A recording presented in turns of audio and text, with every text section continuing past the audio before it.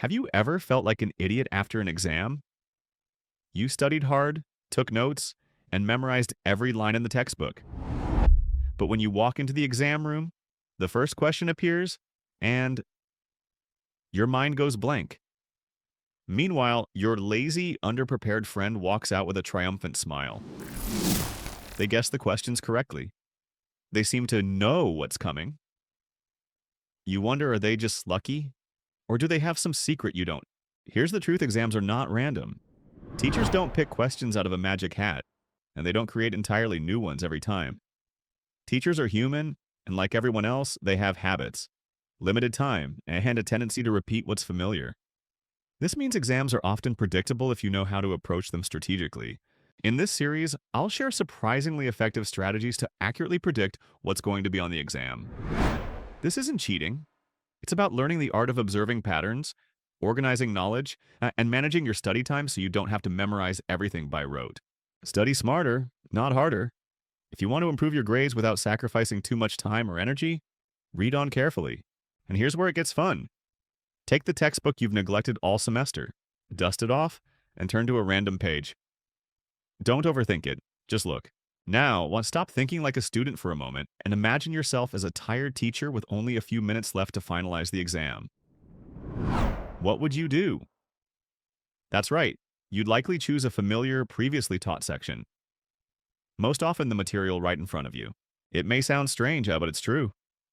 When pressed for time, teachers often reuse questions, modify old ones, or pull directly from accessible parts of the textbook.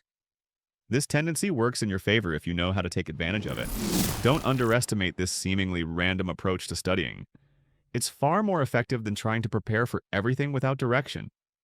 Instead of counting on luck, rely on recognizing your teacher's habits and behavioral patterns.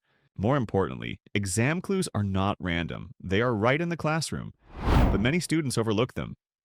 Remember the last time your teacher said, "This part is important," or "Make sure to take notes on this. You'll need it later." Those reminders are clear signals because teachers don't waste time emphasizing things unnecessarily. Pay attention to the time and energy your teacher spends on different topics. If a section is rushed through, it might not be as important. But if a concept is thoroughly explained, supported by examples, or repeated multiple times, you should treat it as a strong indicator that it will appear on the test. These critical signals aren't usually found in PowerPoint slides or handouts, but rather in the way your teacher presents, emphasizes, and repeats certain material. To catch them, train your observation skills, take detailed notes, and focus on any content that gets special treatment during lessons. Don't miss these clues. They could make all the difference. You may have thought, "That's all the teacher said," or "It's not that important." But be honest, how many times have you regretted not paying attention? How many test questions have you missed because you didn't focus on the little details your teacher emphasized during class? Next time you study, don't fall into the trap of not paying attention. If your teacher repeats something over and over, it's not just a habit or a coincidence, it's intentional. What they repeat is important and is a hint that you shouldn't ignore. Just like in music, certain notes are played repeatedly for emphasis. The same is true in class. If your teacher stops to emphasize or re-explain a concept that the class doesn't understand, take note of it immediately, highlight it in whatever way helps it stand out. Chances are it will appear on the test. One helpful approach is to develop a note-taking system based on your teacher's emphasis. Whenever you hear phrases like "this is important" or "pay close attention to this," mark those parts as key areas of focus. Over time, you'll notice that not all information is equally likely to appear on the test. Some material is almost guaranteed to show up. Also, consider how much time your teacher spends on each topic. If topic A is covered in 5 minutes, but topic B takes 30 minutes with multiple examples, you don't need a genius to recognize that topic B is more important. Don't let the "this is easy, so it probably won't be on the test" mentality fool you. The areas that teachers consistently repeat are exactly what they want you to remember. Recognize that teachers are human. They aren't trying to trick you. On the contrary, they often leave very clear hints, practically begging you to pay attention. However, most students don't notice these hints. They don't take notes, don't listen carefully, and end up feeling confused during test. But the truth is, the clues are right in front of them all along. This is where technology can help. If you've missed important cues in class or struggle with recognizing patterns, You have a powerful tool at your disposal, the artificial intelligence you're using. Sometimes, effective learning isn't about cramming more information, it's about focusing on the right material. To do this, you must put yourself in the teacher's shoes and think about how they design their tests. Tests aren't complex literary works, they're products created under time and resource constraints. As a result, teachers often rely on practical methods, such as using questions from textbooks, class assignments, or lecture content. This doesn't mean they're lazy, it's simply an efficient approach. Understanding this process in advance gives you a significant advantage. You don't need to predict every question on the test. Instead, focus on identifying the material most likely to appear. Good students aren't necessarily those who know everything, but those who know how to prioritize and concentrate on the essentials. Instead of viewing the classroom as just a place for acquiring knowledge, see it as a space where you observe and collect important clues. These clues can include subtle signs like your teacher's expression when asking, "Does anyone have questions?" or the slower pace when they explain a critical concept. Even an off-topic story might lead to an important example. Pay close attention to these small details, as they are the code of the lecture. If you learn to decode it, you'll no longer have to guess blindly. At times, you don't even need your teacher to repeat something twice. A longer than usual look, a pause after an explanation, or a question like, "Does everyone understand this?" These are all valuable signals.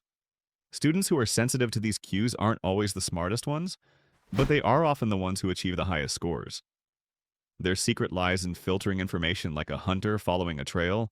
Tests don't reflect the entirety of knowledge, but instead provide a snapshot of the test maker's preferences and style. While some teachers deliberately make their tests unpredictable, they often rely on familiar sources like workbooks, past exams, or question formats they've used before. Once you recognize these patterns, you won't be caught off guard anymore. Exam success doesn't come from studying more than others. It comes from studying smarter. Studying smart doesn't mean skipping the material, but instead focusing on the most important parts. This requires focus, a touch of strategy, and most importantly, stopping the habit of watching the class as a passive listener. Instead, approach every lecture like an insider, because each class, if you listen carefully, is secretly revealing what will appear on the test. If the term insider feels a bit extreme, I'd try it just once. Starting from your next class, don't just listen to understand the content. Analyze every word, every tone, and every emphasis. You don't have to fully understand everything right away. Just pay attention to what the teacher highlights, repeats, or pauses to emphasize. These are often clues about key points. If you get the chance, ask your teacher simple questions like, "Will this part be on the test?" Or, "Could you repeat that example?" You might be surprised by how much they unintentionally reveal through small gestures like nodding, reinforcing a certain statement, or using eye contact to signal something important. This isn't cheating, it's about using the information already available to you. An attentive mind will notice valuable details others might overlook. When you know what to look for, you'll start spotting clues everywhere. When you apply this method, you'll notice a significant difference. You study less but retain more. Instead of wasting time with hundreds of pages, you'll focus on the parts that truly matter. Like a savvy investor, you'll target the right areas in the right moments, significantly improving your efficiency. Another powerful strategy is to make the most of the review outline. If your teacher provides one, while this might seem obvious, many students merely skim through it, treating it as a checklist rather than a treasure map. If your teacher has prepared a syllabus or study guide, it's not just a general reference, it's a roadmap to the core content of the test. Combine cues from the syllabus with what you observe in class, and you'll have a shortcut to exam preparation. Once you start using these techniques, everything starts to connect. You're no longer studying in isolation, but decoding. Each clue from the textbook, every word from the teacher, and every detail in the syllabus come together to create a clear and structured path to success. The best part, you won't need to study day and night or rely on frantic cramming. You'll just study smartly. Because effective learning isn't about quantity, it's about quality. And when you walk into that exam room, pick up your pen and realize that everything on the paper feels familiar. You'll experience an incredible feeling of confidence. At that moment, you'll understand that you didn't merely guess the questions, you successfully decoded the test. So next time you open your book, walk into class or look at your review outline, don't just study, observe, listen, and connect. Believe in your ability to succeed, not through luck, but through strategy. Study smart, don't overstudy. Thank you for watching today's video. See you in the next videos with other interesting and effective strategies to conquer the exam in ways that few people teach you.